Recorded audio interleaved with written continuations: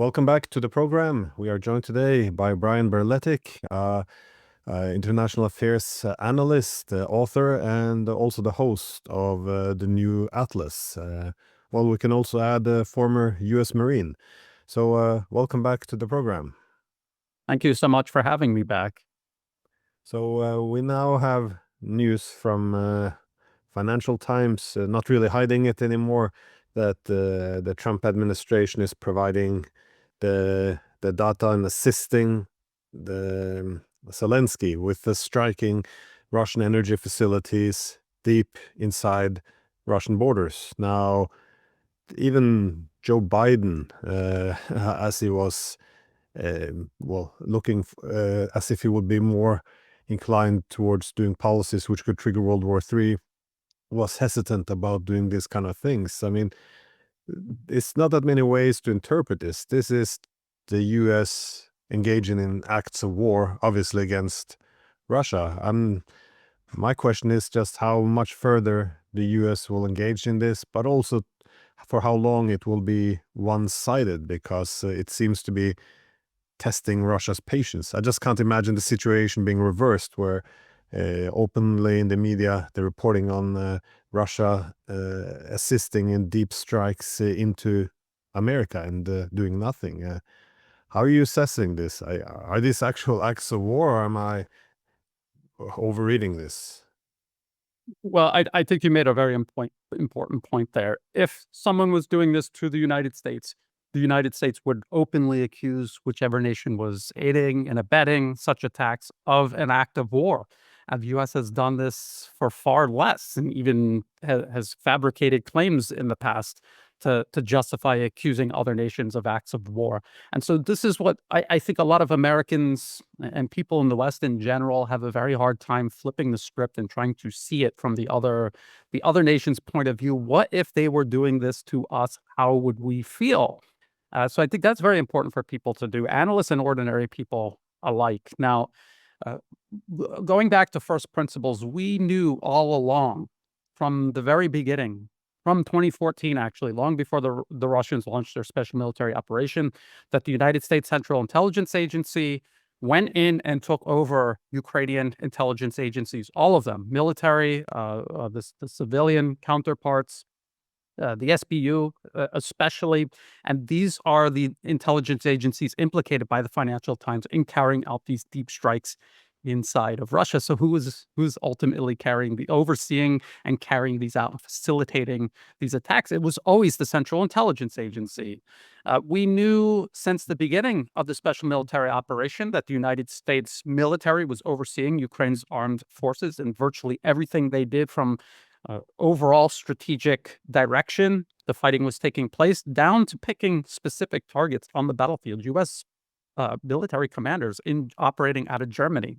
This began under the Biden administration, and it continues now under the Trump administration. Both aspects, the intel and the military operations, are all being overseen by the United States. Now, you mentioned President Joe Biden and his hesitation to escalate toward this point. I think let's just imagine he ran and won a second term, he would have been doing this right now. At the time, it just wasn't ready to move forward toward that point of escalation. But what the United States has been doing, and what U.S. foreign policy in general always does, is this salami slice strategy, where they are always escalating, but in such small increments that it's very hard for an adversary to point at the U.S. and say act of war. They do that very specifically for that purpose. And so this is where President Trump, his administration is. I warned about this before he even won the 2024 election. I pointed out people like his vice president nominee, J.D. Vance, saying, we're going to freeze the conflict ultimately. There was no desire for peace in Ukraine, just freezing the conflict. And at the time, J.D. Vance, this was all the way back in September, October 2024, saying we need our weapons to go fight China, not Ukraine. We need the Europeans to take over. And then come February, once President Trump was in office, his administration was in power, U.S. Secretary of back then Defense, now it is the Secretary of War, Pete Hegseth, again in Brussels, talking about sending in European troops to freeze the conflict, doubling down on military-industrial production, arming Ukraine, rebuilding Ukraine's military, essentially Minsk 3.0, even though he specifically said in that statement that it wasn't Minsk 3.0, but then who would believe him and just look at the things he was saying? But also, I always pointed out that he talked about Russian energy production, and at that time, he was talking about targeting it. It was very vague and ambiguous on purpose, and you might assume he was talking about price control, sanctions, tariffs, things like this. But we can see now, with our own eyes, we can see the drone strikes on Russian energy production deep inside Russia, facilitated by American intelligence, surveillance, reconnaissance, ISR. And so that's where we are right now. It is a steady escalation in a U.S. war on Russia, simply fought through Ukraine. It's amazing that you have some of these articles come out, but there's no debate in society. I mean, we're supposed to be democracies with a free media, and yet you have these attacks on Russia. And it's kind of obvious also why there's not more debate around this, because if you criticize or skeptical about direct attacks on Russia, well, then you can be labeled as being pro-Russian. So there's no journalist who wants to keep their job would want to suggest that this is problematic. But I don't want to limit my words there, but this media is just so idiotic and horrible. I mean, this is just pure garbage. If you trigger a nuclear war, this is not being pro-US or Russia. We're all gonna die effectively in a nuclear holocaust. I mean, imagine someone during the Cold War would criticize the idea of a surprise attack or a limited missile attack deep inside the Soviet Union. I mean, are they pro-Soviet? This is where we are as a society. But this, you mentioned this incrementalism. We do this salami tactics or incrementalism. Obviously, NATO has done this over the years as well in terms of the missile defense, expansion, everything. But we also do this in the media, where we now end up in a situation where, well, yeah, of course we're attacking Russia, but it's not direct. Or we're helping people defend them. It's just so much nonsense. But we have another problem though coming up besides this.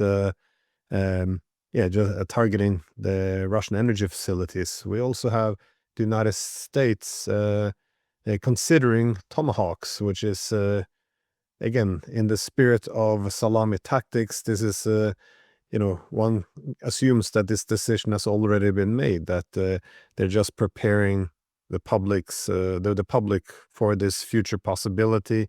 And then, of course, it will be introduced, I guess, but with some limitations. Trump doesn't want you to strike anything you want. And then, much like Biden, those limitations will begin to be removed. And I don't know, but do you see the tomahawks as being fundamentally different from the escalations of the past? I think it fits in perfectly with what the United States has done. It is a major escalation, and Russia has said that it is a major escalation, although I still believe that Russia is going to try to avoid, for as long as possible, even though it may be inevitable, a direct confrontation with either Europe or the United States directly. I think they want to avoid that for as long as possible. But the Tomahawk cruise missile, ordinarily, it's launched by ships at sea, submarines, but they have been working on a ground-launched version. This is the whole reason why the Trump administration left the INF treaty in the first place during his first term. And then all throughout the rest of his term and all 4 years of the Biden administration, they began developing and deploying the Typhoon ground-launched cruise missile system. It also fires SM-6 air defense missiles. These are naval air defense missiles. But people have been saying, well, the Typhoon is very cumbersome, which they're right, and deploying it to Ukraine would be somewhat disastrous. It would severely limit what Ukraine could do with these missiles. It's likely that Russia would find them sooner rather than later and destroy these launchers. But as I have pointed out recently, there was another ground-launched system. It was the long-range fires developed by Lockheed Martin to fire the Tomahawk, which is a Raytheon missile. It's much smaller and more mobile. It's a single cell. There's these Mark 41 vertical launch systems that the Tomahawk is launched from, has a single cell, while the Typhon has 4 cells. And what this would enable Ukraine to do is they would have a few of these, and the U.S. did have working prototypes of this. The U.S. Marine Corps was testing them out, and they ultimately passed on this system, but they exist. U.S. Army has been considering adopting it and using it to complement the Typhon missile launcher. And so, if the U.S. does send Tomahawks to Ukraine, I would say this is the most likely candidate. It's a more mobile, easier to hide system. And of course, obviously, the U.S. would be doing everything except possibly, but maybe also pushing the button to fire these. Again, almost everything Ukraine is doing is simply the U.S. fighting Russia through Ukrainian proxies, and the deployment of Tomahawks would be no exception. Now, as people have pointed out, Russian air defenses would be able to defend against this. They would probably be using these to strike oil production, energy production facilities deep inside Russia. They would try to avoid targets that are more heavily defended by Russian air defense systems. They wouldn't be able to deploy many of these because, again, what the United States is doing is tying Russia down in Ukraine. They want to deploy their resources, focus their resources on China. So they would be deploying, I guess, a relatively small number of these missiles, which are not made in large quantities, not even 100 a year compared to Russian counterparts, which are hundreds, sometimes 1,000 or more every year. So this is what we're looking at. It is an escalation. It's not going to change the trajectory of the conflict, but it will raise the cost for Russia. It will tie Russia down more and raise the cost for Russia. People have to remember, the U.S. doesn't care about Ukraine. This isn't about Ukraine winning. In 2019, the RAND Corporation said that if you provoke a war with Russia in Ukraine, Ukraine's probably going to be completely destroyed. So this is not why they're fighting. They're fighting to raise the cost as much as possible for Russia, and deploying Tomahawk missiles contributes toward that objective. Yeah, I remember that 2019 paper by RAND Corporation. It was also very specific that the benefit of raising the temperature and having more direct fights is, of course, you can bleed and drain the Russians. The disadvantage is if Russia begins to win and take strategic territory, then the strategic shift will be in Russia's advantage. So as long as you can keep the war static and have the Ukrainians and Russians kill each other, then it's a win. Once major territories begin to shift to Russia, giving it strategic advantage against the United States, then it becomes a bad war. It doesn't mean you have to end it, but it does mean you have to go back to freezing the front lines again. And whenever we talk about peace, this appears to be what it is. So just freeze the front lines and prepare the Ukrainians, the next generation, to continue dying.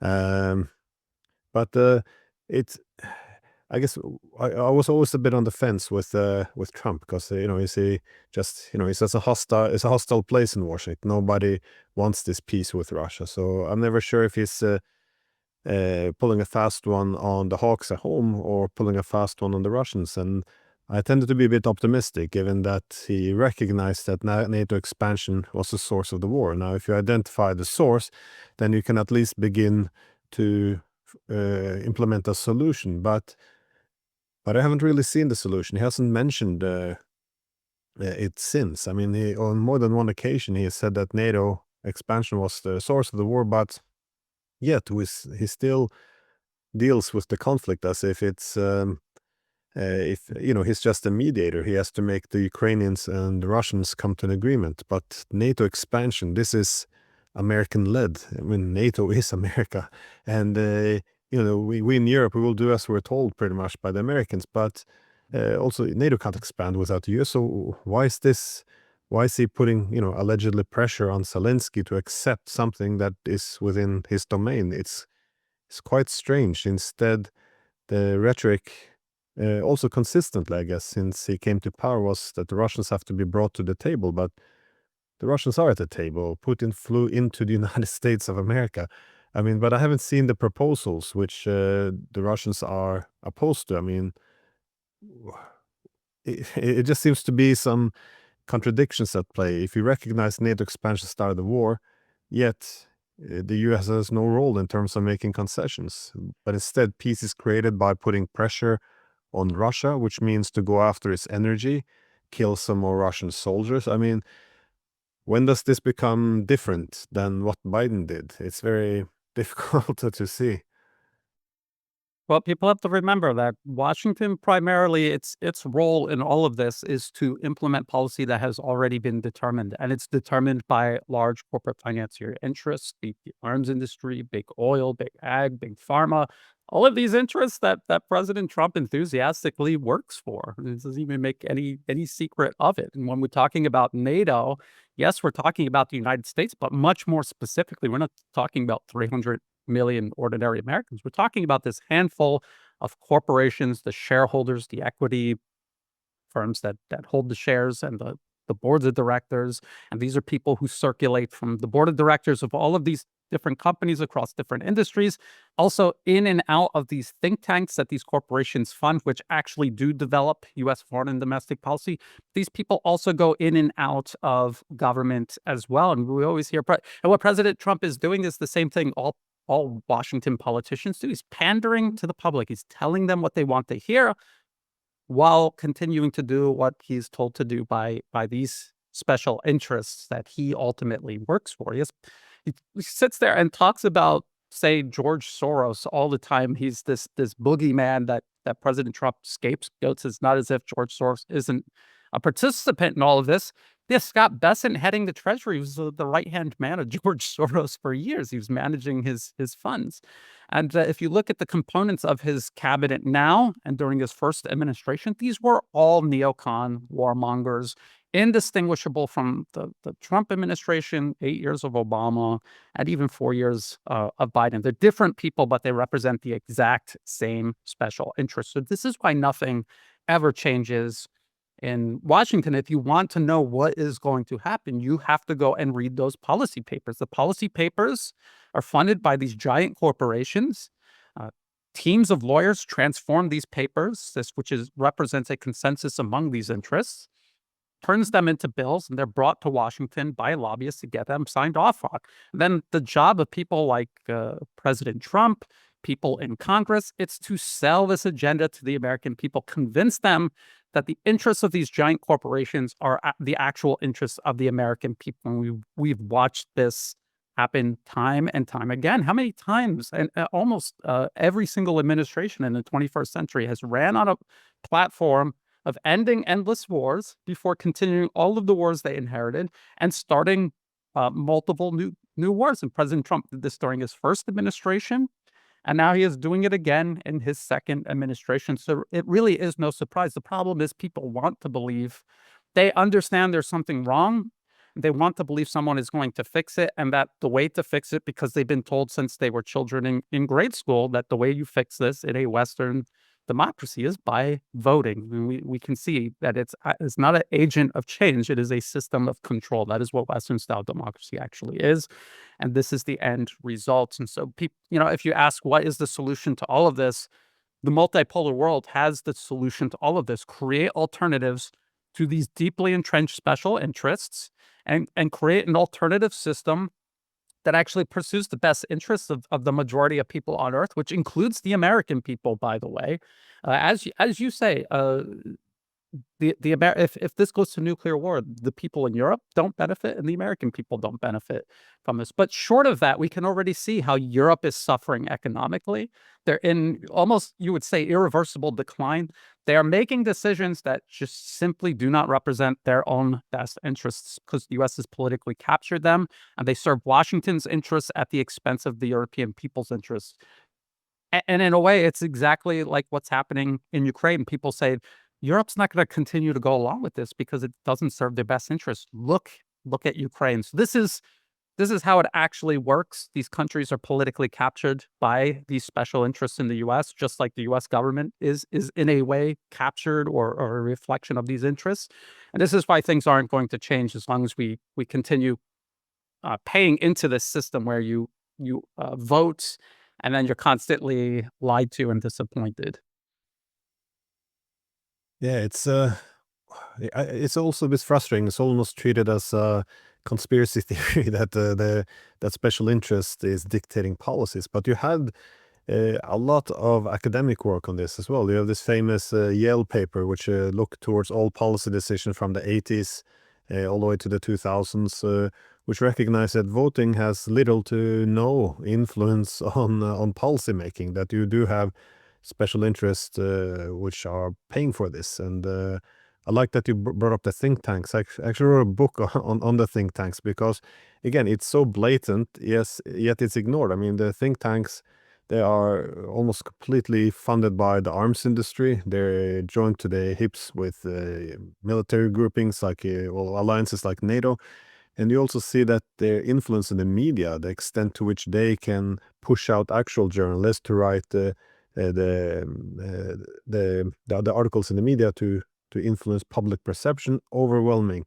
You see that almost all the key officials in power, they're affiliated with one of these NGOs. It's like a revolving door, so they have a place to sit and be relevant when they're not in office. And when they go into office, they still maintain, the fellowship, as they always call themselves. And so you have the people in the government, you have the media telling the people, but also the information which is fed to your politicians, which are also paid off. I mean, this is like congressional papers, all of this, all the policy papers given, which the paid off politicians should act upon. This is also then financed by the think tanks. So everyone is on the pay, and it's all in the open.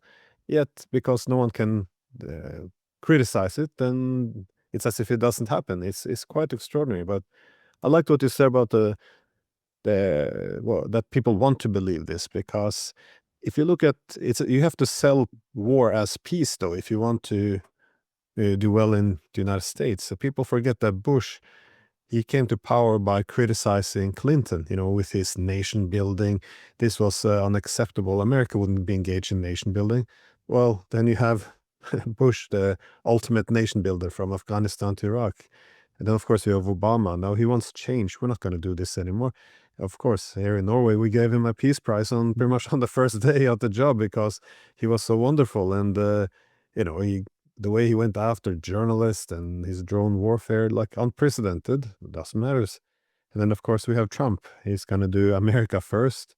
And once he's in power, he has to explain, well, America first actually is shaking hands with Jolani and bombing Iran and doing whatever Israel wants. And why not continue the Ukraine war as well? It's very deceptive.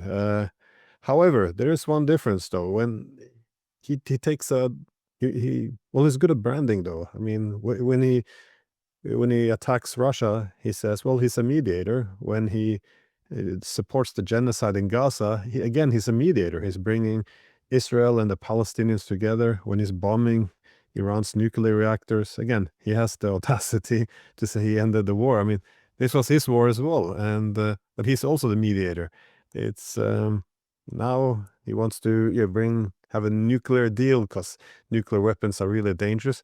But he's the one who pulled out of the INF and brought us to this point of possible nuclear exchange. I mean, this is quite extraordinary, though. But do you see anything uniquely different about Trump? No, I think the problem is a lot of people don't remember how this has manifested itself over and over again in previous administrations.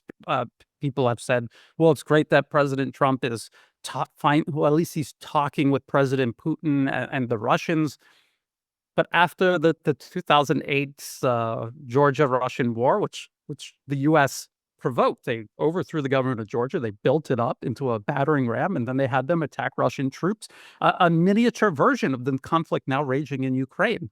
And then after that failed, Russia basically squashed the Georgian military, and they wanted a reset. And they had Secretary of State Hillary Clinton at the time with Foreign Minister Sergei Lavrov, and they reset the relations. And if you look at the articles from that time, how hopeful they were that there would be this new cooperation with Russia, it's almost a verbatim repeat of everything we just watched the Trump administration go through with Russia.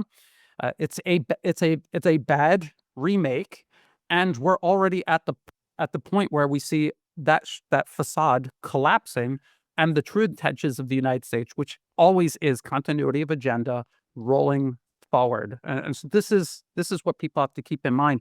We have to remember that the political system in the West is one of perception management. And the same way the US salami slices its way toward escalation against, say, Russia or Iran or China, they're also salami slicing in terms of shaping public perception. If they went from one to the other extreme too quickly, people would recognize it. They do it very, very, very gradually.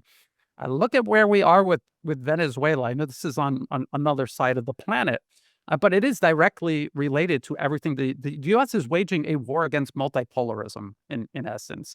And Venezuela is a nearby country, a partner of both Russia and China, that Russia and China would have a very hard time defending. It's low-hanging fruit in essence, and removing it from the board would further isolate Russia and China in ways maybe the US is having a hard time doing in regards to, say, Iran, or even more so in regards to North Korea. So we are going from, I secured the border in the first 100 days. This is what President Trump told the American people. And if you ask Trump supporters, what has President Trump actually done that he said he was going to do? And they would say he secured the borders. And yet you have convinced these same people to support a potential war with Venezuela because Venezuela is flooding American borders with drugs. How is that possible? If you secured the borders, how are the drugs flooding over the borders? It doesn't make any sense. And you could tell when you ask Trump supporters this, they never even thought about it that way. And this is how perception management works. It works in this theater of politics that detaches people from their ability to use logic and reason. And more than that, it's not even that, oh, we think Trump is such a great guy. It's also the fact that many times people are voting for people like Trump or even Kamala Harris, for that instance, because they hate their opponent and fear their opponent even more. And so this creates a very intense range of emotions that blinds people from using their logic and reason, and it blinds them from the reality of continuity of agenda. And unfortunately, it works very well, and it has worked for decades and decades. And we can see the US and Europe using this. I still see people saying, well, in Europe, you have these parties in France and in Germany, and they're opposed to all of this, and they're going to change if they're getting more popular, and if they get into power, they're going to change everything. No, they're not. They're going to do exactly what Trump did. They're sell it. This is all about perception management, and it's about managing people's anger and outrage. It's to redirect their energy into a harmless direction. That's what this is all about. By the time they realize, say, the AfD in Germany, or whatever the equivalent is in France or in any of these other countries, by the time they get into power and people realize that they're not going to make good on their promises, it'll be too late, and they'll be trapped in the same cycle all over again, thinking the other guy or the other girl is going to save them. We went through this with Italy. Giorgia Meloni, she was supposed to pull Italy out of all of this self-destructive cycle of serving Washington's interests at Europe's interests. Has she done that? No. Yeah, I recently spoke to an Italian ambassador who said in Italy they sometimes refer to it as post-election and pre-election Meloni, because they're two different people, though. Yes. And the people who supported her, they might be a bit disappointed. The people who opposed her and feared that, oh my God, she will take us in a completely direction, they're kind of, nothing really changed. I mean, but there's one big difference, I think, you feel with Trump. That is the way he sells the empire and war. I mean, because there is a fundamental difference. Since the end of the Cold War, we pursued this idea of liberal hegemony. That is, liberalism was the source of why we should have sovereign equality, why the West should be allowed to interfere in domestic affairs of other countries, why we may have to bomb your countries every now and then, why we might have to break them up because of all the name of liberal democracy. This is also why we not just have a right to rule, but also the responsibility to do so, because we're looking after the protection of other peoples as well from their own governments. So liberal hegemony is a bit like a civilizing mission. You have the format for why this is legitimate, that one side rules, one decision-making point. But Trump appears to be rejecting the liberal premise to a large extent. I think, probably some genuine concern about the decoupling from the nation state, the wokeism, the deep state being entrenched in these ideas. However, I'm glad you mentioned Venezuela, because he doesn't seem to lean in on human rights and all of this that much when he calls. I mean, he's very open. I want their oil, but if it's not oil, then it's this idea that Maduro's actually a drug kingpin. We're not attacking a country. We're fighting crime, so we're not bombing vessels. We're just stopping drug trade. I thought the Peace Prize, though, I wanted to get your take on this, because this is, of course, given by the Norwegians, and this part of the world, they really want to bring the US back into the liberal hegemon. It seems like they're handing him on a plate the excuse to go liberal imperialism or liberal hegemony as a reasoning to attack, because they gave the Peace Prize to, and we'll call it an opposition leader, who has applauded all along all these crippling sanctions on Venezuela, which has led to tens of thousands of deaths, people fleeing the country, but also very much eager and supportive of the US military buildup along its coast. I mean, this is, I wouldn't be surprised if she would stand there applaud when the Americans invade. This is, well,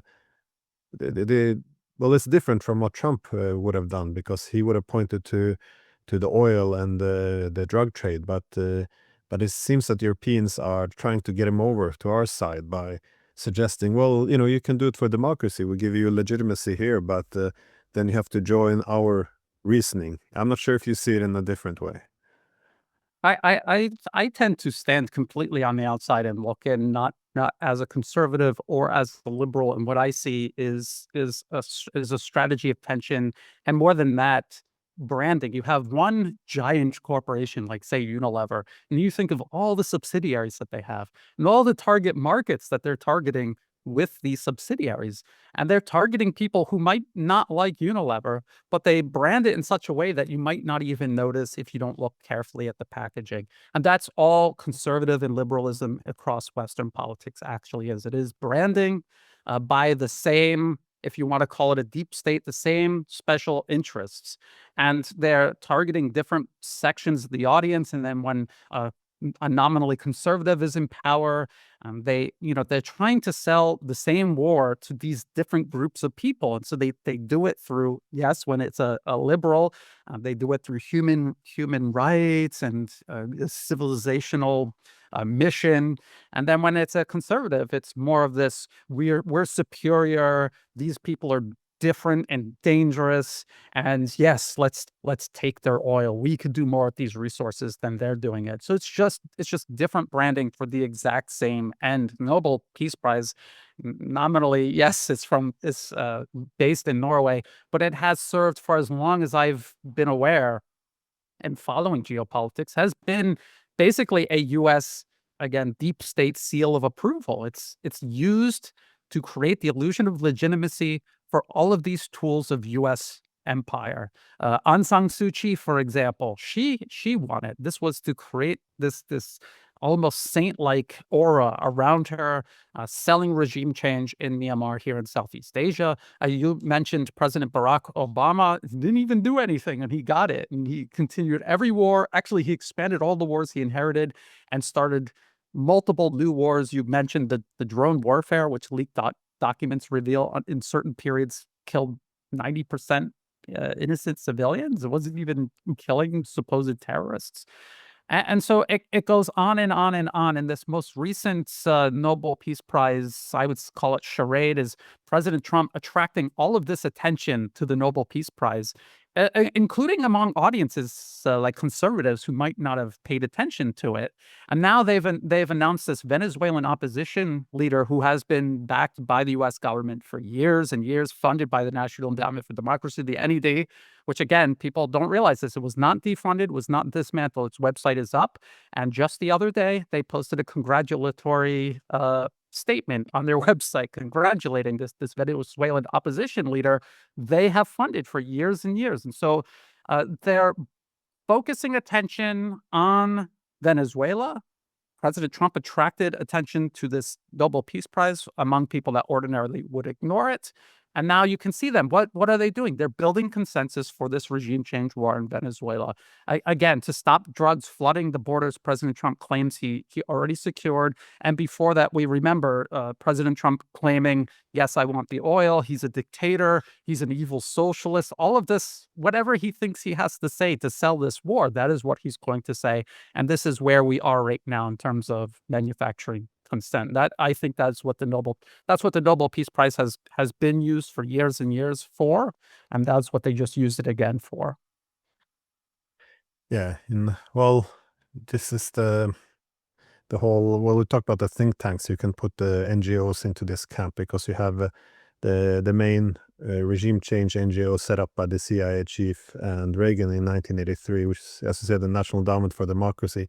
The National Endowment for Democracy also financed the Norwegian Helsinki Committee, who also has affiliations within the Nobel Peace Prize Committee.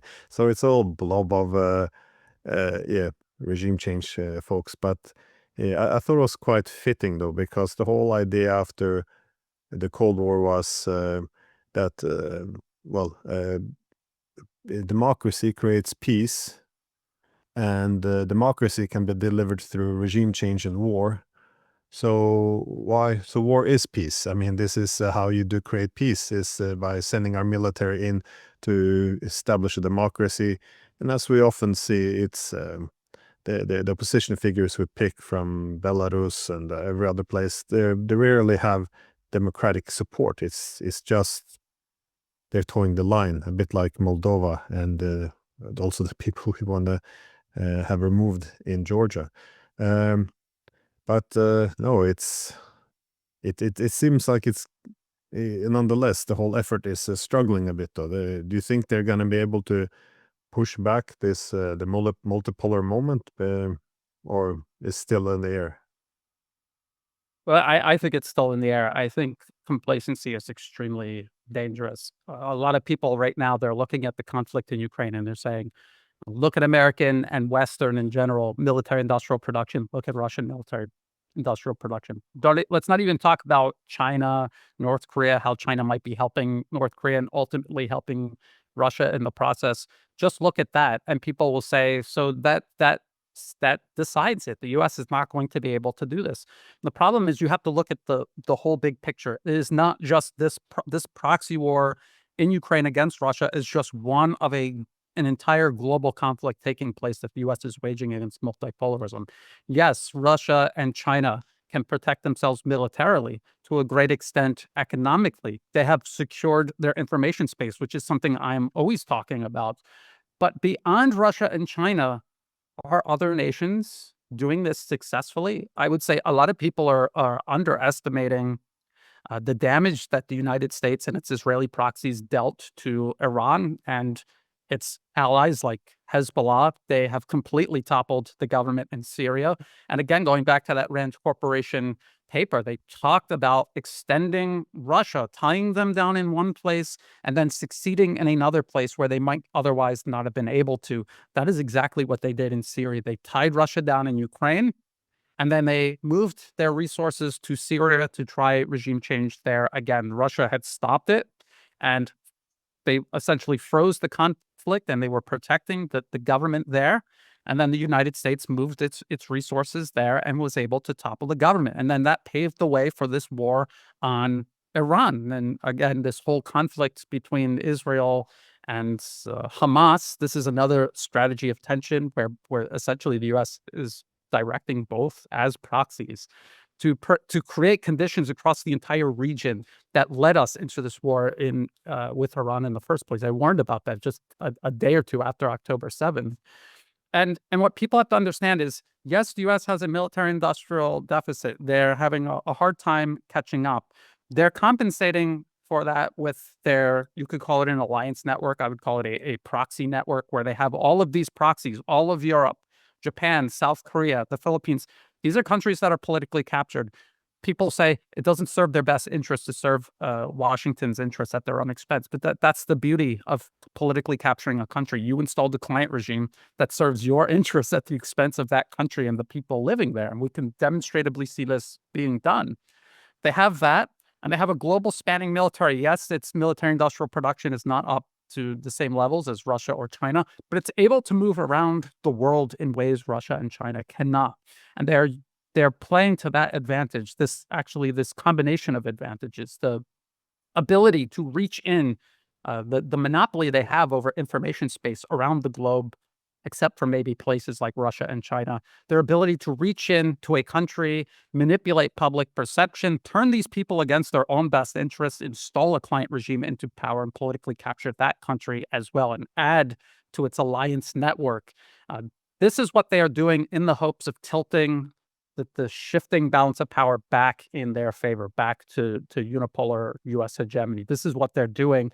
I think there's a huge danger of them having success in doing this, where they're able to isolate Russia and China by turning countries in between, because Russia and China are unable to defend them, as Russia was unable to defend Syria. As we can see, the U.S. still overthrowing governments. Nepal, they just overthrew the government in Nepal, right on China's border, right on India's border. And they were unable to do anything to stop this. So this is still a huge danger. I think it's an intense conflict, and I don't think that it's possible to say one way or another how it's going to end. And I highly warn against any sense of complacency in this matter.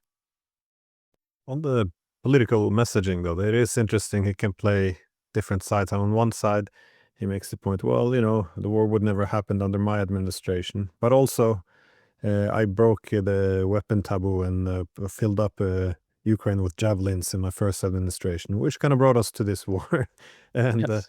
well, also strategic sequencing. I was thinking about Venezuela because they did something with them as well. That is, when the Russians invaded Ukraine, there was a need, and all the sanctions came in place. There was a need for alternative sources of energy. So suddenly there was this, well, let's relax the sanctions of Venezuela. And suddenly this emerges almost as a peace initiative that, we will mend our ties, we'll get along.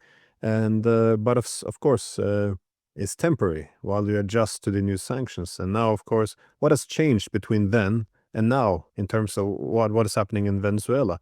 Nothing has happened. The only variable which shifted was the access to energy. So now, of course, they went from sanctioning Venezuela to improving some relations, and now, of course, there has to be regime change. So the peace political messaging it seems to be all driven by the same independent variable, which is certainly nothing to do with peace.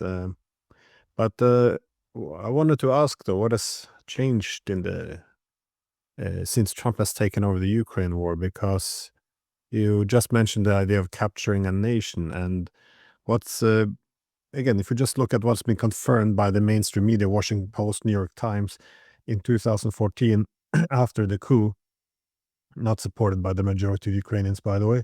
On the first day, we learned that the CIA has started to take over Ukrainian intelligence, rebuilding it from scratch to make sure it wasn't Russian friendly anymore. We learned also that they hijacked the government, not just Americans taking key positions, but we also learned from General Prosecutor Viktor Shokin that the Americans had to approve all new appointees. We also learned that America was taking over the military planning out of Germany. They're the one running the war. During the counteroffensive in 2023, when the Ukrainian generals protested and said this will end in disaster, they were overruled by their real planners, which were in Washington. We learned this as well. Even now, we have the last poll I saw, 69% of Ukrainians want immediate negotiations to end the war.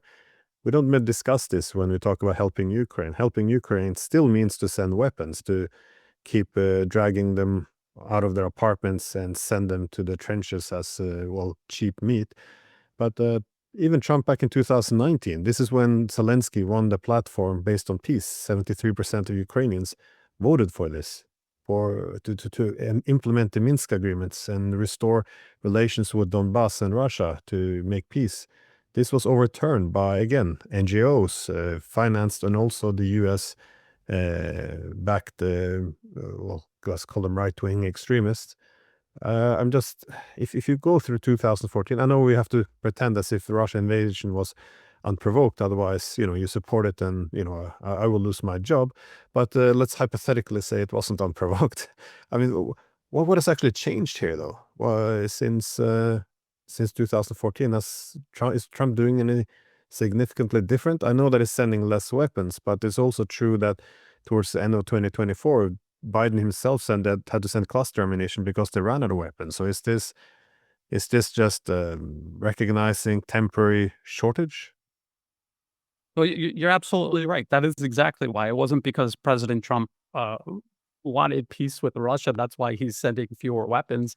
They have fewer weapons to send to Ukraine. And again, this is because of the military industrial production issue that I've been covering. Others have been covering for years since this conflict began in 2022.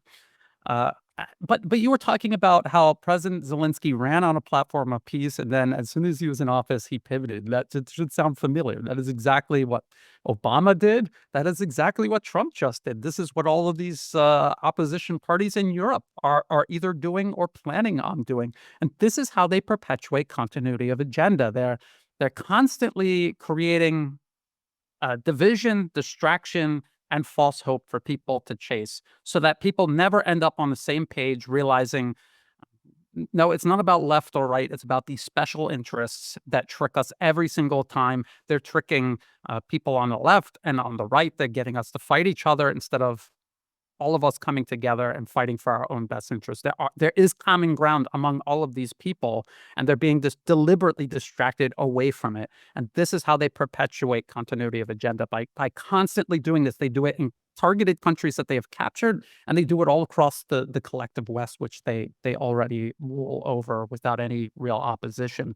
This is very important to spot this pattern and realize that is what's going on. Real change, if you see real change, like the emergence of multipolarism, you see how the entire Western world reacts to it. There's no faction in Washington that is pro-China or pro-Russia, even though they accuse each other of being, like I was just, again, look at the think tanks, read those policy papers. That's what's actually going to happen. And ignore the public statements coming out of Washington and tune into their hearings. And all of this is public. They play it live on YouTube, and they have all the recordings on YouTube. In the hearings, they invite these people from the think tanks, and they sit there and they lay out what is actually going to happen and why. And you will hear people accusing President Trump of being pro-China. And when President Biden was in office, they were accusing him of being pro-China. And it was all to create the illusion that not enough is being done and we need to escalate even further. And they get at least half of the population to buy into it under one president, and then they will get the other half to buy into it when they switch roles and the process starts all over again. So it's very important to see through this game and understand that this is not an agent. The Western democracy is not an agent of change or of self-determination. It is a system of control, and one that maintains continuity of agenda.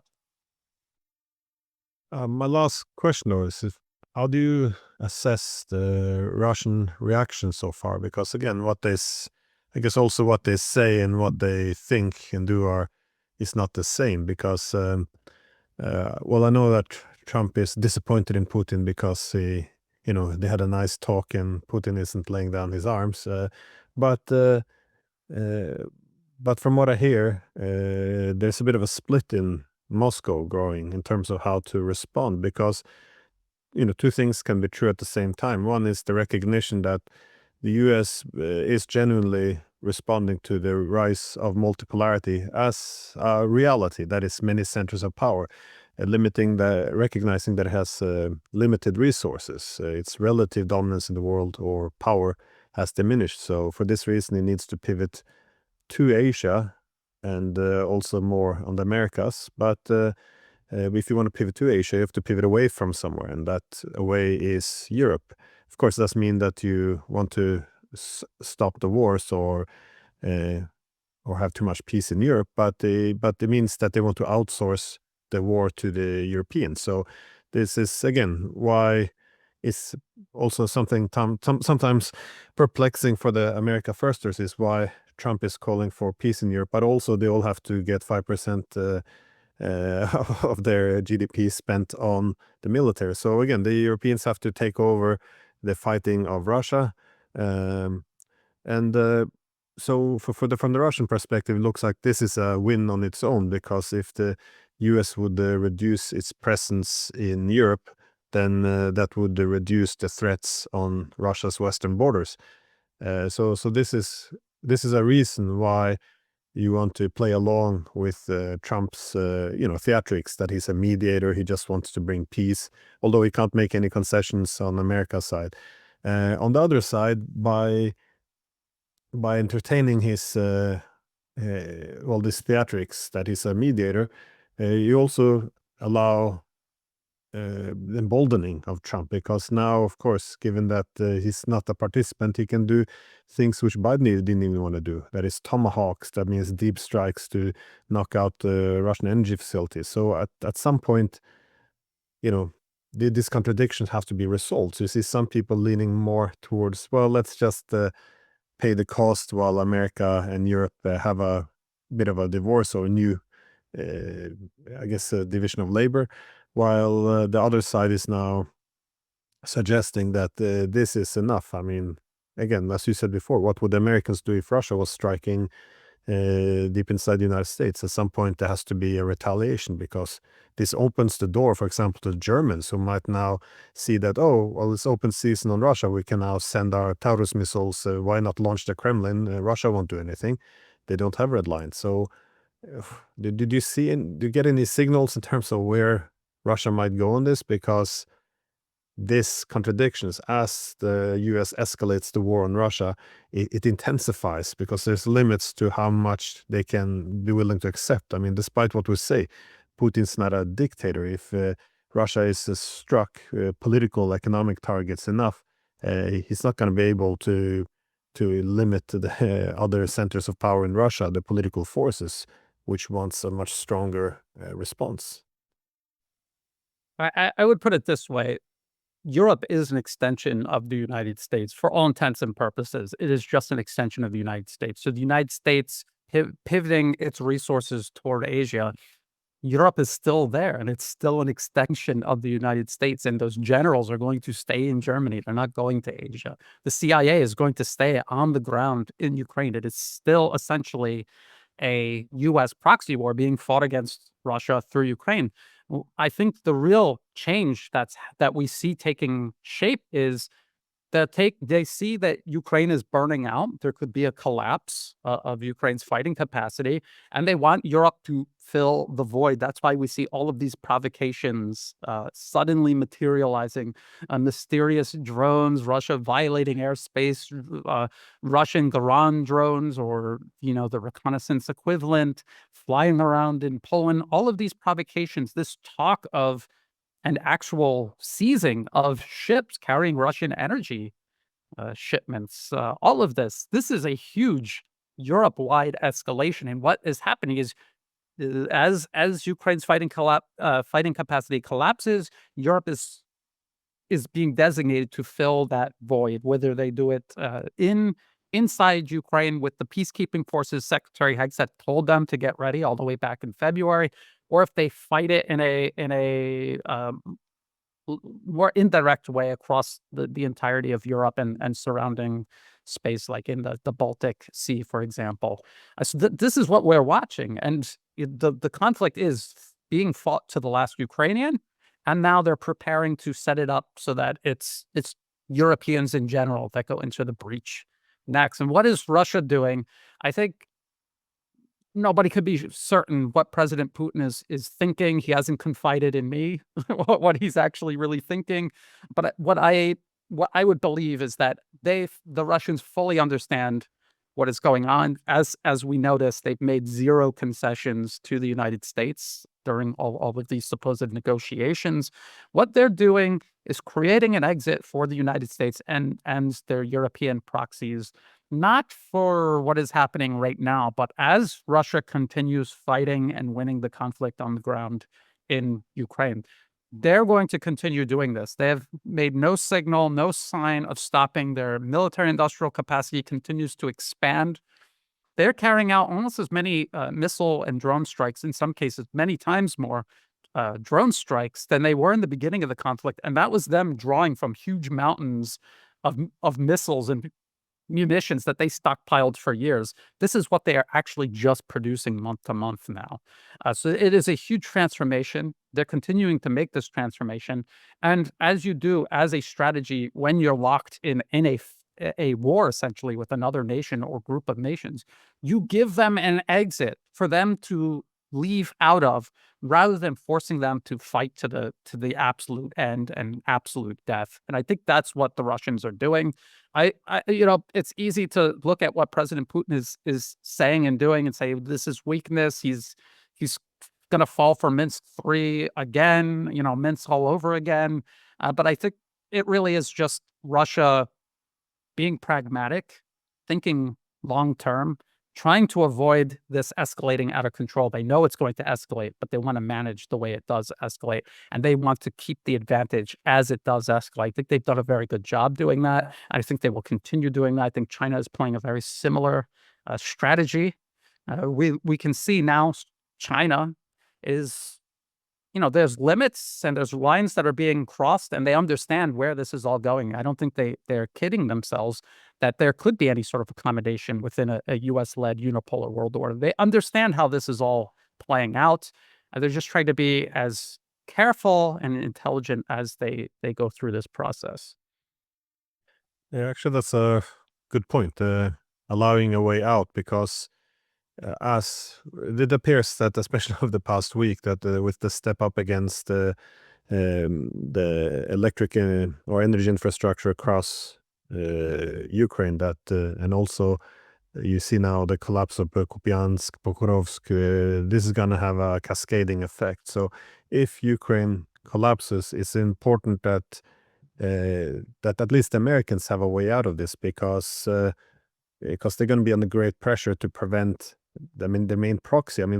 This is a great opportunity. That you have hundreds of thousands of Ukrainian under arms, which you can use to weaken a key adversary. They're not to allow this whole thing to fall apart is going to be very painful. But if there is a way out for Trump to save his face, and then say so far as a safe face, and just say, well, we tried to end the war all along. It was the Europeans. It was never my war. Yada yada yada. We heard all this before, but I guess that is an important thing, to keep the relations with the U.S. and keep the narrative of America trying to end this war alive until at least when Ukraine collapses. And then, of course, the Europeans can also have some narrative they can lean into. They can say that, well, Putin always wanted to exterminate Ukraine as a nation. They only got like 25%. Haha, we win. So everyone kind of has a way out, which could be a positive thing, of course, if the alternative is just war. But Yeah. anyways, any final thoughts before we wrap up? Well, I always try to impress upon people zooming out and looking at the big picture. I know there's a tendency for people to hyper focus on any one given conflict. And then from their perspective, that seems like the center of the universe. But we have to zoom out and see the big picture, how the United States operates worldwide. You see people who are utterly convinced that, say, Israel somehow controls the United States. But if you zoom out of, say, the Middle East, you can see the United States has proxies like Israel. Like Ukraine is an exact copy and paste proxy that they're using in Eastern Europe against Russia. They have the island province of Taiwan. They have the Philippines now, again, a carbon copy in the Asia Pacific. And this is, if you look at the big picture, you can see things much more clearly. And as always, read the policy papers. I beg people, please ignore what politicians are saying. Their job is to lie to us. Read the policy papers and look at how everything, almost line for line, word for word, is being implemented from these papers from years ago. They are implementing. That is the plan. That's where the policy comes from. And that's what's telling us what is coming here in the near and intermediate future. And as always, thank you so much for having me on. Yeah, and if people want to find you, they can go to the New Atlas, where you have your own podcast. And there's this Chinese saying I always like, going back to what you just mentioned now, which is, yeah, if you take a step back, the world looks larger. I like this one. It's because we often do get focused on one conflict or some tunnel vision. So anyways, thank you again for taking the time. Thank you.